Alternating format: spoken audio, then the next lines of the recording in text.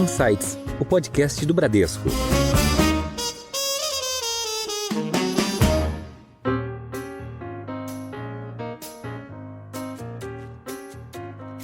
E o mercado de biometano é um mercado muito promissor e relevante. Então, hoje, mais de 65% de todo o transporte de carga no Brasil é feito na forma rodoviária com caminhões a diesel.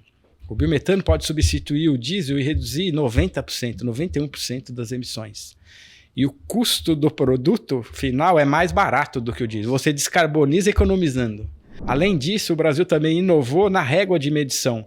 A régua de medição do Brasil estabelecida é uma régua no ciclo de vida inteiro do produto, que a gente chama, do poço ao túmulo. Olá, tudo bem? Você ouviu agora alguns destaques de hoje, mas tem muito mais. Eu sou a Priscila Forbes e este é o Insights, seu podcast semanal com ideias que provocam um novo jeito de pensar. Com 65 anos de história, a Copersucar é hoje a maior empresa exportadora de açúcar e etanol do Brasil e uma das maiores do mundo. Como essa gigante se movimenta e impulsiona o setor na transição energética? Quais são os próximos passos? Para saber mais, hoje no Insights vamos conversar com o CEO da Copersucar, Tomás Manzano. Tomás, seja muito bem-vindo ao Insights. É um prazer estar aqui hoje com vocês, participar desse podcast, dessa conversa, desse bate-papo. E é uma honra para a Copersucar aqui, poder trocar ideias sobre o Brasil, sobre a transição energética e sobre a nossa realidade atual. Legal, vamos falar bastante sobre isso. Quem está conosco também para essa conversa é o André Moore, Head do Investment Banking. André, obrigada por participar. Obrigado, Priscila. É um prazer estar aqui. Obrigado, Tomás, por participar dessa nossa podcast. E temos ainda na nossa mesa o superintendente de negócios do Bradesco Corporate, Davi Bessegato. Davi, obrigada pela participação. Obrigado pelo convite, Priscila. Tomás, seja muito bem-vindo, André. Tomás, começando aqui por você, Como o próprio nome diz, Copersucar, a gente está falando aqui de uma empresa que nasceu como uma cooperativa, Ela nasceu da associação dos diversos produtores de açúcar e etanol em 1959. Então, queria que você falasse um pouquinho sobre esse ecossistema dessas empresas, coligadas, como elas diversificam ainda mais a atuação da Copersucar. Legal. A Copersucar, como você disse, é uma companhia que foi fundada em 59. Nós nascemos como uma cooperativa naquela época e a história da Copersucar se mistura um pouco com a própria história de desenvolvimento do Brasil, de desenvolvimento do agronegócio, e de desenvolvimento do setor sucroenergético. Naquela época, em 59, o modelo desenhado foi um modelo muito feliz porque ele uniu um universo de produtores no Brasil para poder ter escala e representatividade e uma voz comercial conjunta, sem eles serem sócios nos ativos de produção. Foi assim que nasceu a Copersucar. E nessa história de 65 anos, tudo o que a Copersucar criou, desenvolveu, aprimorou, foi relacionado sempre a esse core do campo para o mundo, com uma origem agrícola, industrial, e depois com o desenvolvimento de uma logística, de um parque de distribuição e de um know-how comercial. Então, todos os negócios que a gente foi desenvolvendo ao longo do tempo, e essa transformação é mais uma evolução, foram sendo formados blocos especializados para atender uma produção do Brasil para o mundo, para o próprio Brasil e também para o exterior. Então, assim nasceu a nossa plataforma de açúcar, assim nasceu a nossa plataforma de etanol, mais recentemente a nossa plataforma de energia elétrica, e assim também deve nascer outras plataformas de produtos em escala para produção de alimento e produção de energia renovável.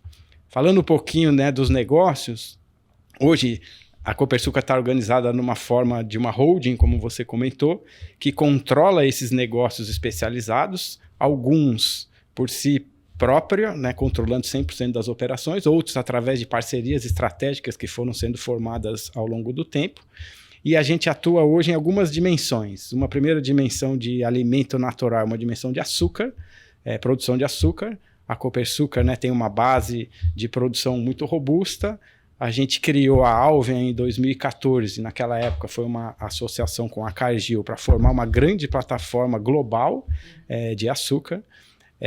A Alven de 2014 para cá duplicou de tamanho, ela já nasceu como a maior trading de açúcar do mundo, ela duplicou de tamanho nesses últimos 10 anos e o foco especializado é acordar e dormir todo dia respirando o universo global de açúcar. A Alva hoje atende clientes em mais de 70 países.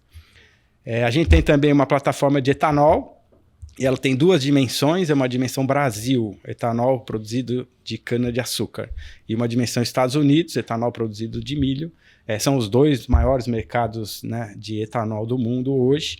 E a Copersucar está presente nesses dois mercados, e essa plataforma de etanol no Brasil hoje é uma associação da Copersucar com a Vibra, uma sociedade, né, 50% cada um, que deu origem à Evolua há 2 anos e meio atrás. A Evolua é como parecido com o conceito que a gente tem na Alva, é aplicado para etanol no Brasil. Essa plataforma hoje, né, comercializa aí cerca de 30% do etanol comercializado aqui no país.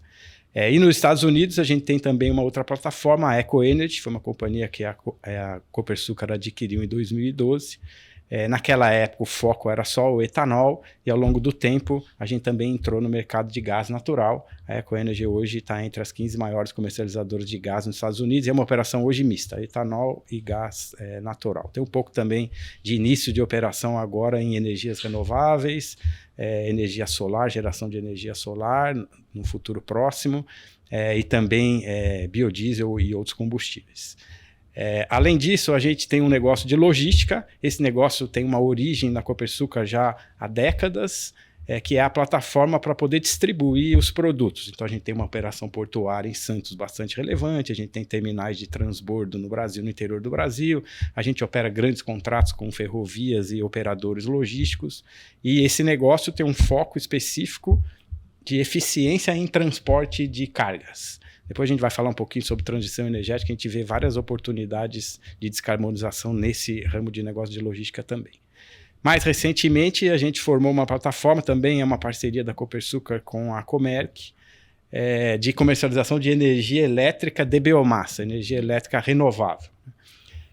A partir de bagaço de cana? Sim, a partir de queima de bagaço, e também, né, combinando outras fontes de energia renovável, solar, eólica, outras fontes de geração de energia. O foco dessa empresa é comercialização de energia no mercado livre, né, que tem evoluído bastante aqui no país. A gente também tem um outro negócio, que é um negócio de logística dutoviária para transporte de etanol subterrânea, né, para sair do modal rodoviário de transporte com caminhões para transportar através de dutos, que é a Logon, que também é uma sociedade hoje em parceria com a Copersucar, Raízen e Petrobras. Hoje já existem 1.000 quilômetros de dutos transportando volume relevante de etanol, e tem outras fases do projeto que continuam nessa linha de descarbonização. Esse projeto nasceu já há mais de 12 anos atrás com essa visão de mudar a matriz de transporte no Brasil. E o nosso negócio mais antigo, eu diria, né, a nossa plataforma, que tem origem em 1969, foi criada pela Copersucar naquela época, o CTC, né, um centro de tecnologia. O CTC hoje é uma sociedade com participação de vários sócios. A Copersucar tem uma participação direta lá, junto com algumas usinas, que é uma empresa específica com foco em aportar tecnologia para aumentar a produtividade da cana no Brasil. Então, todos esses negócios têm um conceito comum, e desde a nossa origem como cooperativa, é um conceito de especialização. São negócios para atuação em escala, com foco em especialização. Obrigado, Tomás. Aproveitando esse gancho, as usinas associadas hoje também são os acionistas da Copersucar, né? Conta para a gente como é que é essa dinâmica entre Copersucar e os acionistas, né? E como a governança hoje da Copersucar impacta a tomada de decisão, estratégia desses grupos. Legal, Davi. O nosso modelo hoje, né, ele é composto por 22 acionistas, são 22 grupos econômicos que detêm hoje 38 usinas aqui no Brasil, e representam aí cerca de 18% da produção da moagem de cana aqui da região Centro-Sul. Esse modelo teve origem lá em 59, né, dessa forma, os produtores focados da porteira da usina para dentro, como a gente chama. Então o foco deles é eficiência agrícola, eficiência industrial e de transformação da cana e extração, né, em produtos. E toda esta escala migra para a Copersucar poder comercializar, escoar e atender os clientes.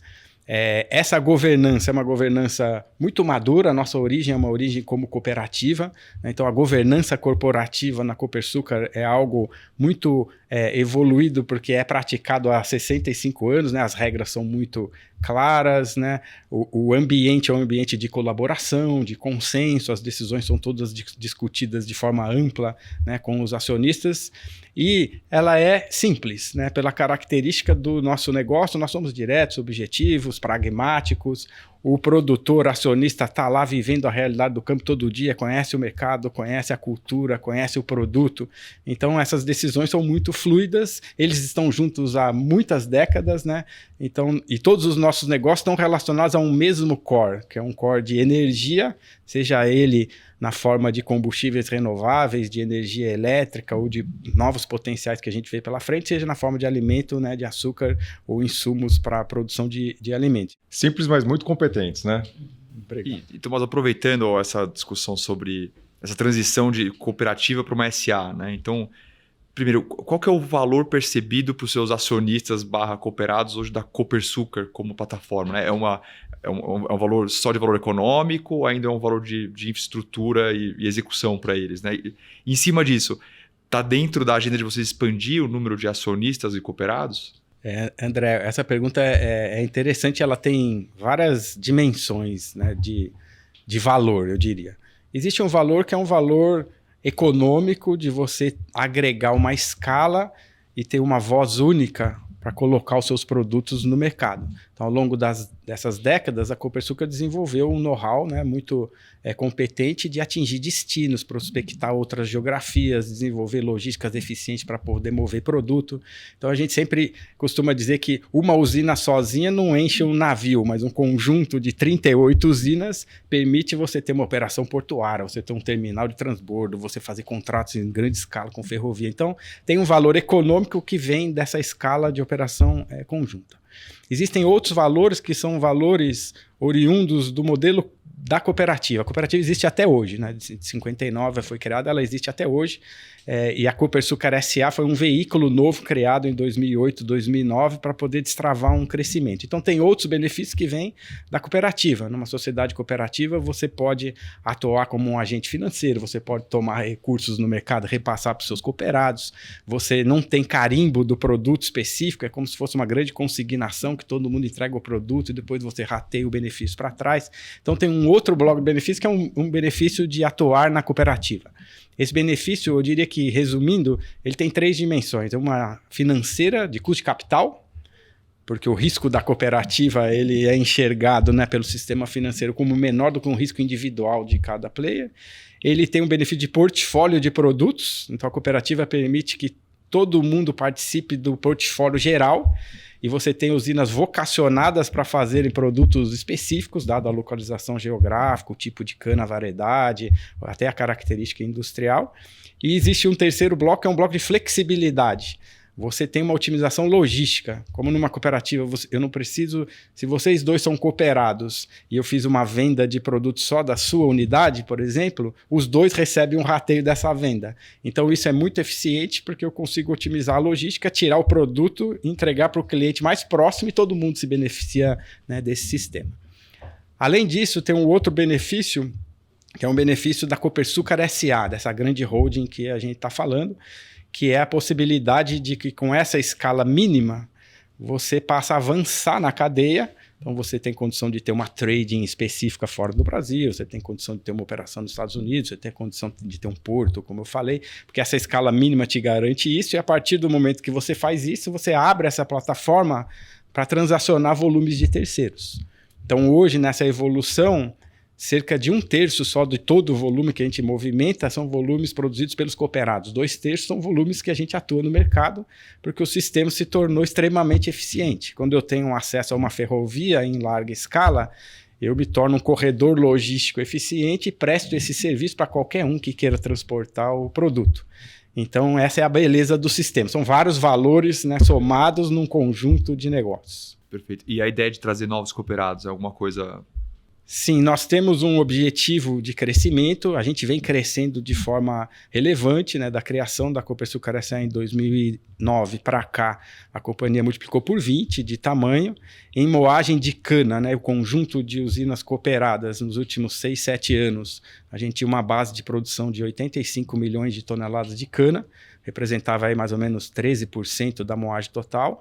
Hoje a gente tem 110, 112 milhões de toneladas, então houve um crescimento relevante, que ele veio principalmente de crescimento dos próprios grupos, né? Investiram, expandiram área, compraram outras unidades, então num crescimento, né, robusto, e isso deve continuar à frente. E a gente também teve a entrada de alguns novos grupos. Nos últimos anos a gente teve a entrada de 2 grupos e a gente tem o objetivo de continuar aumentando essa base de produção para pelo menos aí 25% do total de moagem no Centro-Sul, aí num horizonte de 3 a 5 anos, né, chegar aí em 150, 170 milhões de toneladas de cana. Então isso pode vir através de novos cooperados, pode vir através de crescimento dos próprios cooperados e pode vir também de algum tipo de parceria comercial de longo prazo, que não necessariamente precisa ser um cooperado, né? Como a gente já tem esse sistema hoje montado, se você é uma usina independente, você quer comercializar a sua energia elétrica, a gente tem uma plataforma. Você quer comercializar seu etanol? Também tem. Você quer transportar o seu produto? Também. Você quer exportar seu açúcar? Também. Então pode haver modelos onde você pluga produtores na plataforma numa combinação que ele queira, né? Que seja conveniente para ele. Perfeito, obrigado. Legal. Tomás, nesse momento vocês estão reposicionando a companhia, né? Levando em conta hoje os desafios das mudanças climáticas e a necessidade da transição energética acontecer, né? Como a Copersucar está atuando e está se posicionando nesse caminho? A gente vê, Davi, com muito otimismo o grande potencial ainda não explorado, principalmente para combustíveis renováveis, né? De produtos com origem em insumos ou subprodutos da cana-de-açúcar.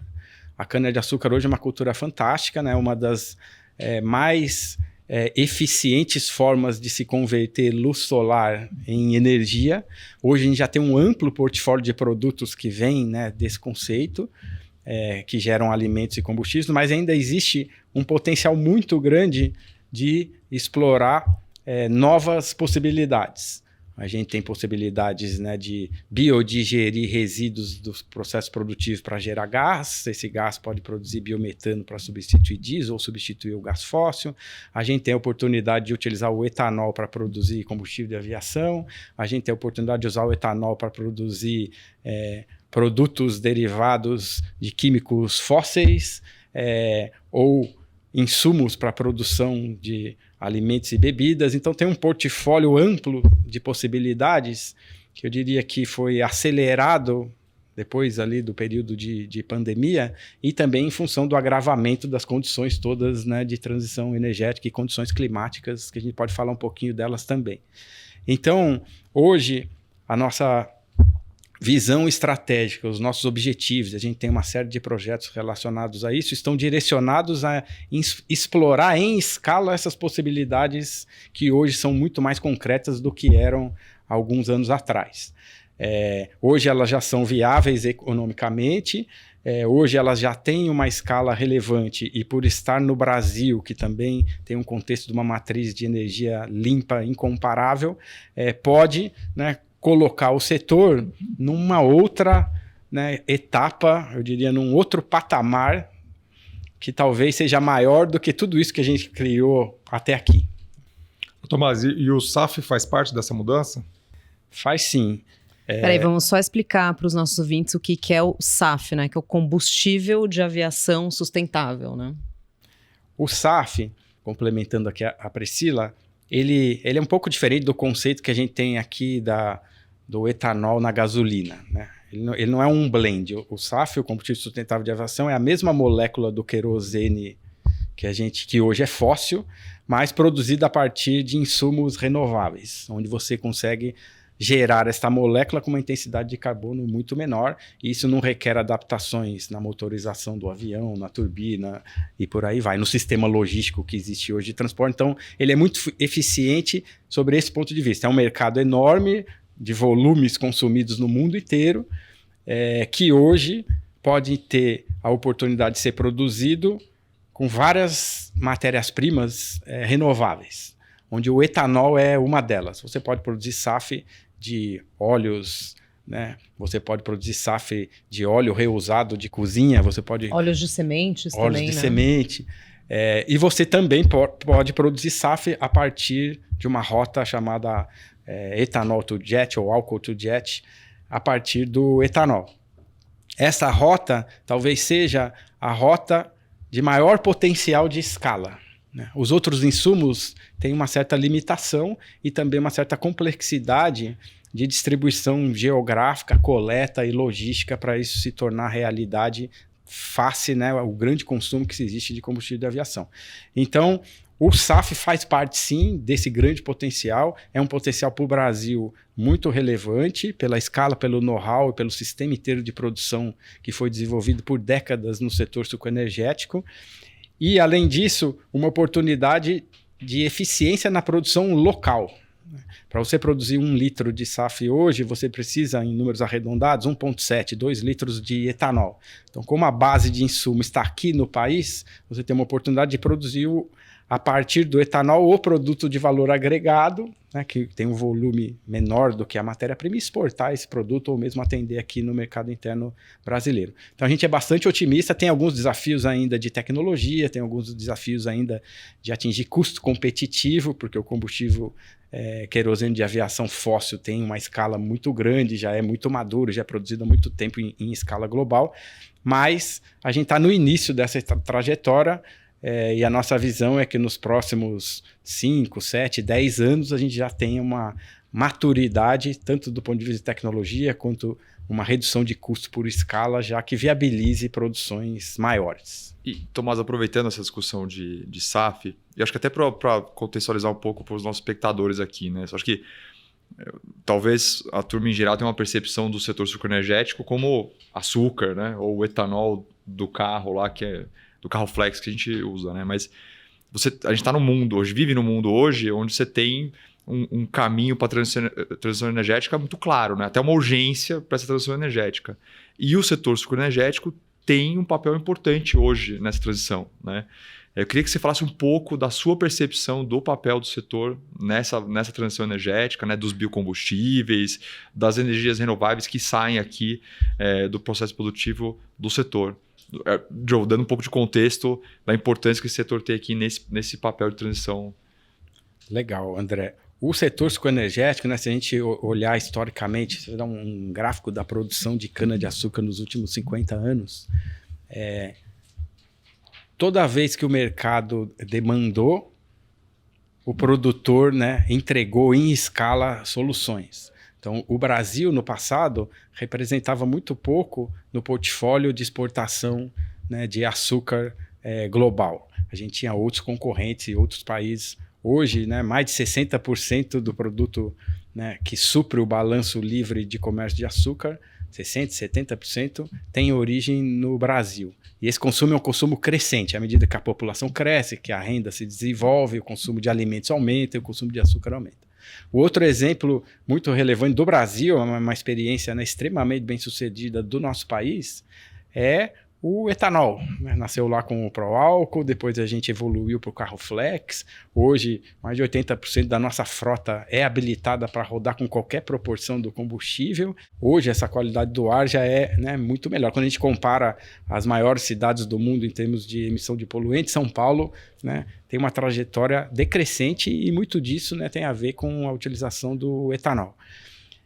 E essas novas oportunidades que vêm à frente são oportunidades que surgem, e aí está a beleza desse setor, fruto de uma pura economia circular, né? Você hoje produz o produto agrícola, né, a cultura da cana-de-açúcar, através dela você tem um processo industrial que você extrai produtos, isso gera resíduos que você volta para o campo para fertilizar essa cultura, que gera uma outra, né, muda ou uma outra planta que reinicia todo o ciclo. E com o desenvolvimento da tecnologia, a gente vai aplicando novos caminhos para utilizar esses insumos e gerar mais produtos, né? Um deles, muito importante hoje e muito rico, é o biometano, o biogás. Hoje, para a produção do processo de industrialização da cana, você gera um grande volume de uma vinhaça, que hoje é utilizada como insumo de fertilização do campo, ele volta para o campo. E você estabelece um processo intermediário onde você, com bactérias, biodigere essa vinhaça e extrai o gás, né, o biogás. Esse biogás tem um processo de purificação que se torna um biometano, com 95% de pureza de CH4, que é a mesma molécula do gás natural. E a partir daí você pode ter inúmeras aplicações. Você pode usar esse gás para substituir óleo diesel, você pode usar esse gás para queimar e gerar energia elétrica, você pode usar esse gás para substituir um gás fóssil numa indústria que precisa numa caldeira para gerar energia, o gás. Então, o conceito de economia circular, que sempre esteve presente no setor, é expandido, né? Ele é expandido, gera mais riqueza, desenvolve os municípios locais, porque as usinas estão espalhadas geograficamente em regiões muito importantes, né, para aquele município, para a renda, para a população, para a educação local. Então, o setor tem esse papel. Além de ter competência de produtividade, eficiência e custo para atender os mercados, também tem um papel de ir desenvolvendo o Brasil, desenvolvendo novos produtos, contribuindo com a transição energética. Tomás, e falando em transição energética, a gente sabe que é essencial a gente ter pesquisa, inovação, tecnologia, e você tinha mencionado aqui o CTC, né, o Centro de Tecnologia Canavieira. Então, queria que você falasse um pouco sobre o CTC, comentasse também quais as tecnologias que estão sendo desenvolvidas lá, né? E como é que elas vão contribuir justamente para o futuro do setor. O CTC, ele é uma empresa hoje, né, focada em pesquisa e desenvolvimento. É muito interessante a evolução que o CTC teve ao longo do tempo. Como brasileiro, né, é algo que dá orgulho de ver, até, né, convido a todos aqui, se tiver a oportunidade de fazer uma visita no CTC. No CTC a gente tem do que existe de mais avançado em termos de tecnologia genética, tecnologia de desenvolvimento de variedades de planta e tecnologia aplicada para melhorar a produtividade da cana-de-açúcar. E hoje o CTC ele tem basicamente 3 grandes, né, linhas ou prioridades. Uma delas é o desenvolvimento de variedades. Antigamente, o ciclo de desenvolvimento de uma variedade levava aí entre 12 e 15 anos. É como se fosse um princípio de produção de medicamento. Você tem um ciclo de pesquisa, de teste, né? Você tem que selecionar aquele gene campeão que é mais resistente ou é mais produtivo. Então, tem um processo e um ciclo. E, através dos anos, o CTC, com tecnologia, aprimorou esse ciclo. Esse ciclo hoje leva aí cerca de 8 ou 9 anos. Então, você tem... através do CTC, lançamentos de novas variedades mais produtivas num ciclo mais curto. E os produtores vão, né, adotando isso, renovando o canavial, e ao longo do tempo isso aumenta a produtividade. Outro foco é um foco de biotecnologia, que é você trabalhar a genética dessas plantas para elas poderem ser resistentes à doença, resistentes a herbicida. Isso também reduz o nível de perdas que você tem, né, depois que uma planta está no solo. Também aumenta a produtividade. E o terceiro, que é disruptivo, é uma evolução e mudança, eu diria que é uma disrupção na forma de plantar a cana-de-açúcar, que é um conceito aplicado de semente, que hoje, né, desde sempre, né, a cana tem uma forma diferente de ser plantada. Você planta a cana com um core, um pedaço do caule da planta, isso você coloca no solo, isso precisa de área para gerar essas mudas, é caro. Isso faz com que o ciclo da cana seja um ciclo de 5, 6, 7 cortes, né, pelo equilíbrio econômico que precisa ter. Com a tecnologia de sementes, esse custo vai ser menor, você vai conseguir renovar o canavial mais rápido e a curva de produtividade, que hoje é decrescente, vai ser mais alta. Então, esse conjunto de frentes do CTC tem hoje condição de, nos próximos 2 anos, ter um portfólio de soluções capaz de propiciar que o Brasil dobre a produtividade da cana na mesma área. Isso vai ser necessário, muito necessário, para atender essas novas demandas de produto que a gente está falando. Combustível de aviação, biogás, o biometano, crescimento do consumo de açúcar, crescimento, né, do consumo do etanol no Brasil ou para exportação para blend em outros produtos. Então, é fundamental o CTC e ele tem um papel muito importante para o Brasil e para o setor para poder nos colocar num outro patamar de produtividade. Tomás, os mandatos de transição energética, globalmente, eles ainda continuam enfrentando muitos desafios para serem adotados de forma consistente pelo mundo, né? Como a Copersucar enxerga essa dinâmica, né? E como vocês contribuem também para essa transição? Os mandatos, Davi, eles são fundamentais, né, para você impulsionar mercados novos e que precisam ser criados ou que têm desafios, né, tecnológicos ou desafios de desenvolvimento de qualquer natureza, né, logístico, comercial, etc. Então, hoje, nas discussões todas de transição energética, a gente precisa criar alternativas para substituição dos combustíveis fósseis. Então, todos os países, ou a maior parte dos países hoje, discutem mandatos para fomentar, né, o desenvolvimento dessas alternativas. Mas só isso não é suficiente, né? E os mandatos também dependem da capacidade econômica de cada país, da característica geográfica, às vezes, e de localização. E isso acaba, às vezes, tornando mais difícil a evolução, porque você tem realidades diferentes e réguas diferentes de certificação, de especificação, às vezes até para proteção local de interesses econômicos, né, de determinada geografia. Então, os mandatos eles são importantes, mas o desafio que a gente vive hoje é que a escala que a gente precisa ter de produtos renováveis é uma escala que precisa ser global. E a gente hoje vive uma teia, né, uma colcha de retalhos de especificações que não conversam, regulações que têm proteção ou incentivos econômicos desbalanceados entre as geografias. Então, como é que a Copersucar atua nisso? Nós procuramos sempre atuar para contribuir com essas discussões, para que o mercado seja livre, para que as regulações sejam o mais padronizadas possíveis, né, e para que haja um fluxo livre de produtos independente da região onde ele é produzido, porque só assim a gente vai conseguir, com escala, ofertar produtos, né, para todas as geografias que necessitam. Não é fácil, isso envolve, né, interesses econômicos, geopolíticos, comerciais, mas, né, a gente é bastante otimista que, no final das contas, a realidade acaba se impondo, né? Então, se a gente precisa de soluções de baixo carbono, a gente precisa ter réguas que meçam isso de forma adequada, a gente precisa ter regulações que sejam aplicáveis e realistas, né? E a gente precisa ter o incentivo econômico para que os projetos nasçam, porque também, se não houver um incentivo econômico, os projetos, né, se não forem viáveis, acabam não acontecendo. E o Brasil está muito bem posicionado nisso. O Brasil, através agora, né, do combustível do futuro, que é a realidade, né, do seu marco regulatório, o Brasil criou um modelo onde a gente é independente em termos de tecnologia, é um modelo agnóstico em termos de tecnologia, né? Qualquer tecnologia é bem-vinda.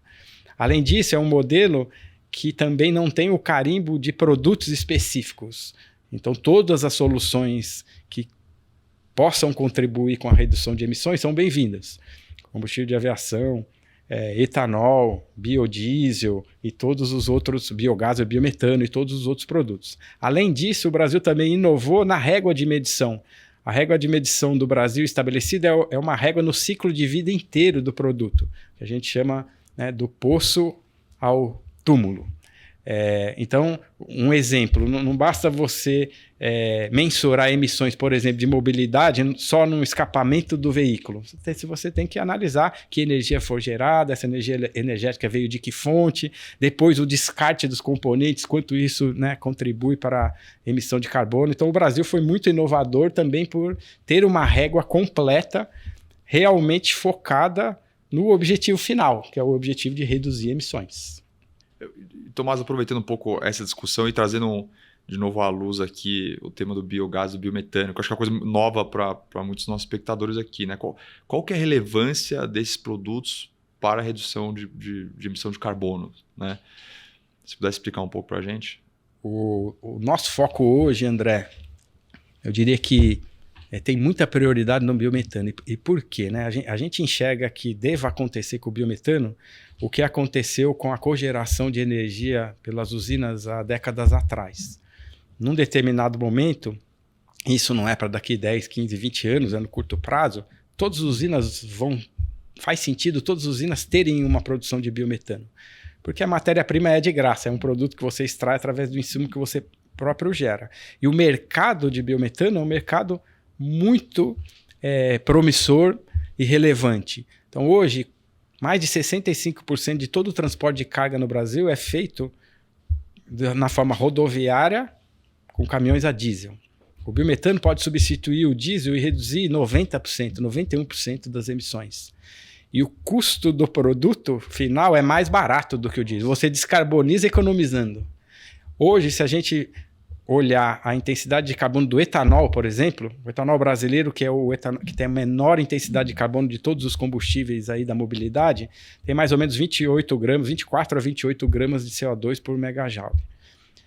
80% dessa emissão vem de dois fatores. Uso de diesel pelas usinas, porque toda a movimentação logística dos produtos, desde o corte da cana nas colhedoras até o transporte para a fábrica e depois da fábrica para os pontos de distribuição, é feito de forma rodoviária com óleo diesel.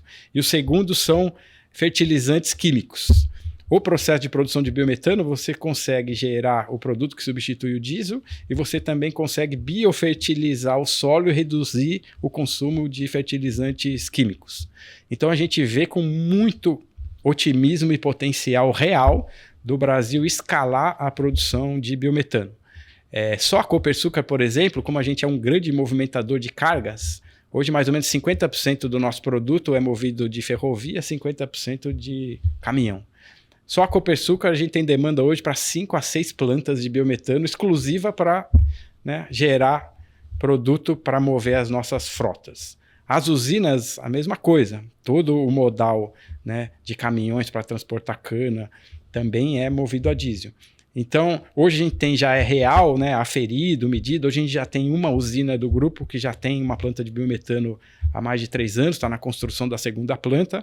E essa emissão de etanol hoje, que é 28 a 24 gramas de CO2, nessa usina que hoje só está substituindo uma parcela pequena do diesel, já é de 12, 14, já é 50% a menos. Se a gente extrapolar isso para substituir todo o modal de diesel, a gente conseguiria ter uma usina emitindo 6, 5, 3 gramas de CO2 por megajoule. Com o incremento de produtividade do CTC, a gente conseguiria chegar no etanol carbono neutro. E a gente não está falando isso daqui a 10, 15, 20 anos. A gente está falando isso no horizonte de tempo de 3, 5 anos. Né?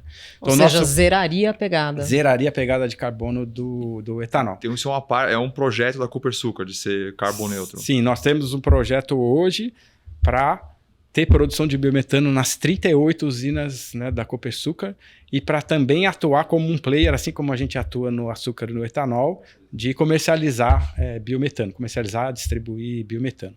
Então, no nosso plano de sustentabilidade hoje, a gente tem uma meta de gerar um etanol carbono zero e isso também beneficia o açúcar. Quando você descarboniza essa cadeia, você também vai ter um açúcar de mais baixo carbono ainda.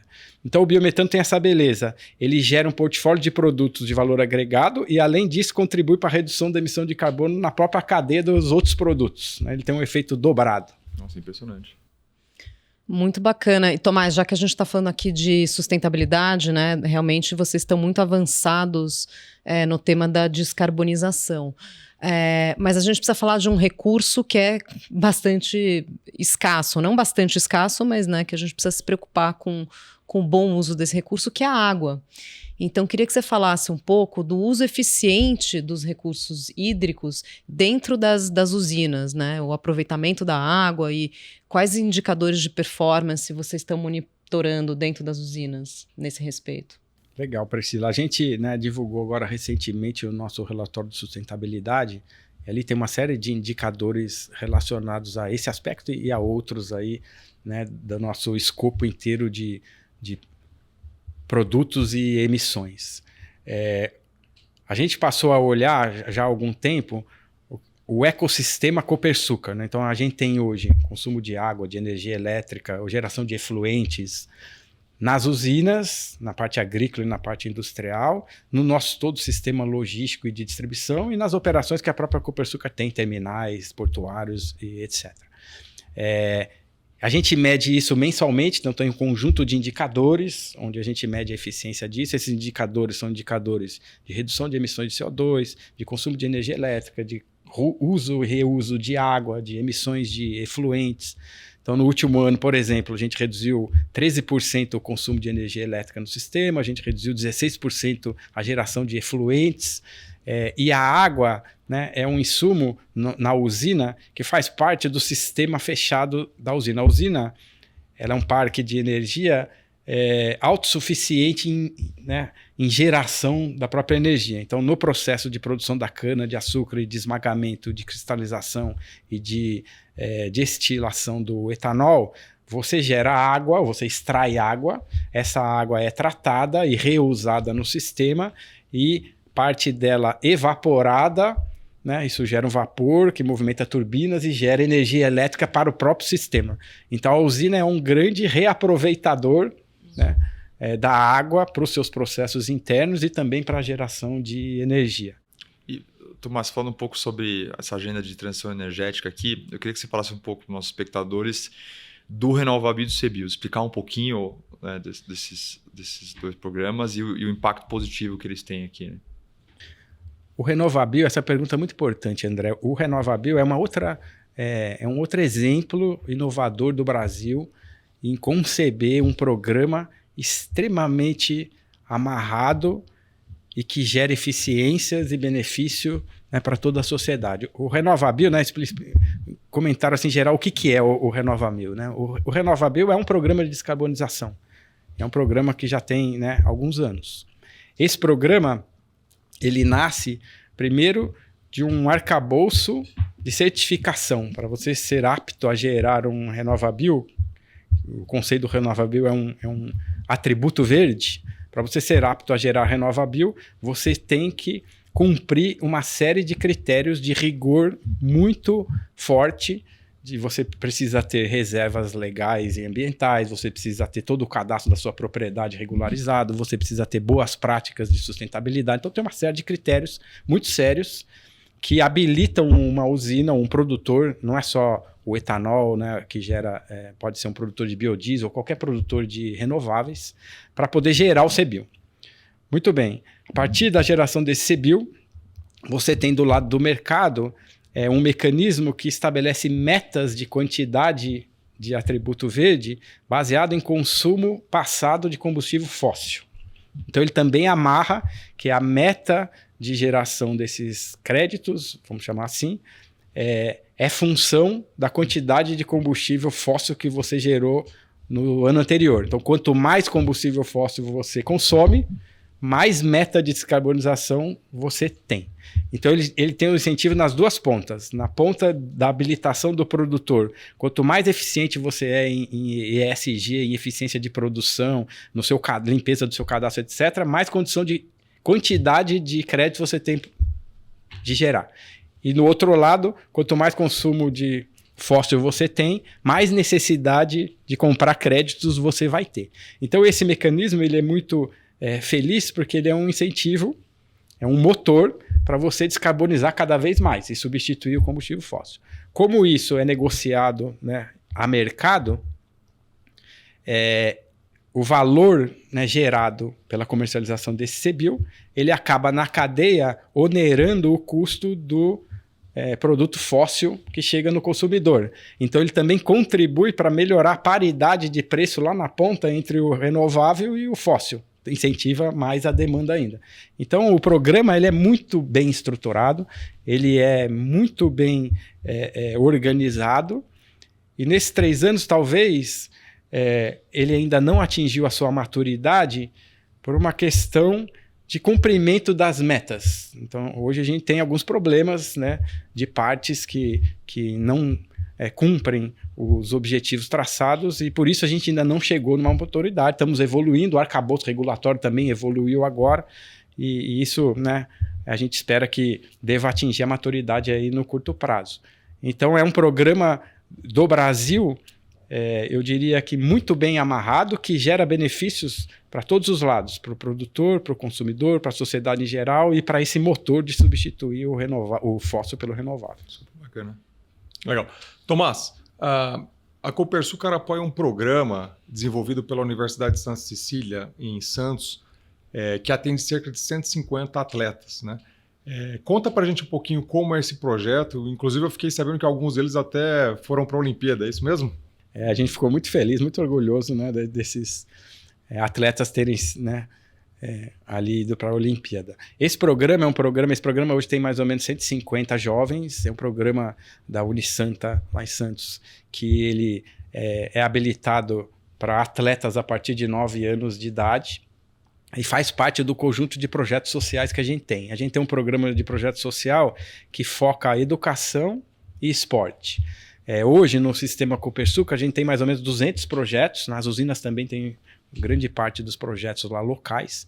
Esses projetos hoje beneficiam cerca de 300 mil pessoas, né? Foi investido aí cerca de 25 milhões de reais. E faz parte, né, da cultura, né, local, nas realidades onde a gente tem operação. E esse específico, ele está ali no município onde a gente tem operação portuária, né? A gente tem outros projetos lá também e a gente ficou super feliz, né, com o sucesso do projeto e com, né, o sucesso dos jovens que chegaram lá. Muito legal. Muito legal. Bom, essa conversa está muito rica e a gente poderia seguir aqui, mas infelizmente a gente vai chegando ao final do nosso episódio e a nossa já tradicional sessão de dicas.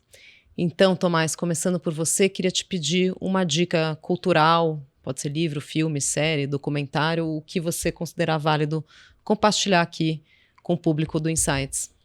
Legal. Como o nosso tema aqui, né, é transição energética, eu li faz um tempinho, uns 2, 3 anos atrás, um livro muito interessante. É um livro feito por um autor brasileiro, né, o Jorge Caldeira, um historiador. Esse é um livro que foca num conceito do potencial que o Brasil tem de gerar ou de ser uma potência na nova economia de baixo carbono. E ali tem conceitos ou critérios muito interessantes que dizem o seguinte: a velha economia não atribuía um valor para a natureza. O valor vinha do que você consegue extrair da natureza. Não se enxergava a natureza como uma fonte de valor. Se enxergava como fonte de valor o trabalho aportado ou o capital aportado a partir de algo que você extrai da natureza. E o conceito, depois de você usar esse produto que você extraía da natureza, você descartava na natureza. E aí o novo conceito é um conceito de que a natureza tem valor, o recurso natural tem valor e o mundo precisa, né, de um universo econômico de crédito de carbono para atribuir este valor. E aí o livro mostra uma questão muito legal, que ele reconstrói o mapa mundi com o tamanho dos países proporcional à capacidade natural de gerar riqueza a partir da natureza que esses países têm. E o Brasil, no mapa tradicional, que é feito com base em área, né, ele representa 7, 8% da área global. E nesse novo mapa representa 30%. Que é ali a capacidade que a geografia tem de gerar vida, considerando a biodiversidade, o ar, a água e a insolação. Então o livro é muito interessante porque esse livro foi escrito logo depois da pandemia, mas ele traz essa questão, né, da potência que o Brasil é, né, e pode ser. Então acho que tem tudo a ver aqui com a nossa discussão e é muito interessante. Chama Paraíso Restaurável, Brasil Paraíso Restaurável. Ou seja, de acordo com esse critério do livro, o Brasil é uma superpotência. Exatamente. Basta agora, assim, vai acontecer, né? Depende de nós. O livro também traz essa provocação. Tem um outro conceito interessante que o Brasil também tem, que é o conceito da geração distribuída da energia. Os projetos de energia no passado eram projetos centralizados. Você tinha uma usina nuclear centralizado, mesmo uma hidrelétrica, é um polo centralizado de energia. E você tinha que ter uma rede de distribuição enorme para poder ter a capilaridade dessa energia. E o Brasil tem uma condição extraordinária, porque a natureza está espalhada, né, os recursos naturais estão espalhados. A gente tem vento, a gente tem ar, a gente tem água, a gente tem, né, insumos, como a gente estava falando aqui, que podem gerar gás, etc. E eles podem ser gerados de forma descentralizada. E isso também é uma riqueza. Muito bacana. Muito interessante. André, Eu tenho um livro que eu li recentemente que chama Talking with Strangers, de um autor americano chamado Malcolm Gladwell. Um livro que fala de como você entender o contexto por trás das pessoas, te ajuda a navegar sempre as diversas situações, né? Boas ou ruins. Então é um livro muito leve de ler, muito interessante, muito provocativo também. Acho que me ajudou muito no dia a dia, inclusive. Então recomendo muito. Um livro de cabeceira divertido de ler. ele mexe muito com essa questão comportamental, né? Ele escreveu também o Blink, o Tipping Point, Perfeito. né? São todos livros maravilhosos. Eu li todos já. Esse aqui é um que eu tava devendo a leitura e talvez eu acho que é o melhor. Essa fronteira entre psicologia e economia, né? O Outliers E é o mais famoso dele, que é muito bom, mas eu acho que esse Talking with Strangers, ele teve mais impacto no meu dia a dia do que os outros, assim. Então é muito bom. Legal. Davi? A minha dica é uma dica cultural, é a exposição Inflamação do artista plástico Anish Kapoor. Ele está colocando a exposição dele está na Casa Bradesco, que é um centro cultural que foi recentemente inaugurado aqui em São Paulo. Eu convido a todos a conhecerem, está dentro do complexo Cidade Matarazzo. Assim, a exposição é incrível. Você vai lá, ele inclusive concebeu uma das obras dentro do edifício que foi recentemente restaurado. O lugar é maravilhoso. Depois você pode ir lá visitar a mostra, conhecer a Casa Bradesco e ainda jantar nos restaurantes do complexo. Boa dica. Inclusive, a mostra chama inflamação e tem muito vermelho ali, né, nas obras, porque ele fala como o mundo está inflamado, essa questão das queimadas, né, da agressão ao meio ambiente, das mudanças climáticas, o mundo está inflamado. Então, boa dica, fica o convite para conhecerem a Casa Bradesco. Bom, esse foi mais um episódio do Insights, o podcast do Bradesco, e eu tive o prazer de conversar com Tomás Manzano, CEO da Copersucar. Tomás, muito obrigada. Eu que agradeço, obrigado. Foi um prazer aqui participar desse bate-papo. Obrigado. Queria agradecer também a André Moore, Head do Investment Banking. André, mais uma vez, obrigada. Muito obrigado, Priscila. Muito obrigado, Tomás. E ao Davi Bessegato também, superintendente sênior de negócios do Bradesco Corporate. Obrigada, Davi. Obrigado, Priscila. Obrigado, Tomás. E vocês já sabem que o Insights está nas principais plataformas de áudio. Estamos também no Instagram, no perfil @podcast.insights. Siga a gente por lá, mande suas dúvidas, perguntas, sugestões pelo nosso inbox. Tchau, até a próxima!